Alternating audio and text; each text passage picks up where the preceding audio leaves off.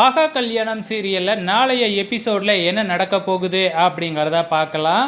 இப்போ ஐஸ்வர்யா உண்மையாலுமே கர்ப்பம் இல்லை, அவள் ஆரம்பத்திலேருந்தே ஏமாற்றிக்கிட்டு தான் இருக்கிறா அப்படிங்கிற உண்மை வெட்ட வெளிச்சத்துக்கு வந்துருச்சு. இங்கே சித்ராதேவி ஐஸ்வர்யாவையும் மகாவையும் ஒட்டுக்கா வீட்டை விட்டு வெளியில் அனுப்பிடலாம் இந்த சந்தர்ப்பத்தை யூஸ் பண்ணி அப்படின்னு திட்டம் போடுறாங்க.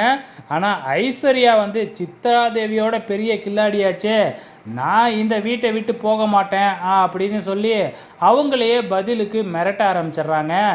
உன் புள்ள அதாவது கௌதம் என்னைய பொய் சொல்லி ஏமாற்றி என் வாழ்க்கையே நாசம் பண்ணிட்டான், அவன் செஞ்சது மட்டும் நியாயமா? ஏதோ நான் ஒரு பொய் சொன்னதை போய் நீங்கள் இப்படி பண்ணுறீங்களே, உன் பையன் மட்டும் என்ன பெரிய ஒழுக்கமானவனா உத்தமனா அப்படின்னு பார்த்திங்கன்னா பதிலுக்கு பதில் கேள்வி கேட்க ஆரம்பிச்சிடுறாங்க ஐஸ்வர்யா. இதுக்கு பார்த்திங்கன்னா யாராலையுமே பதில் சொல்லவே முடியல.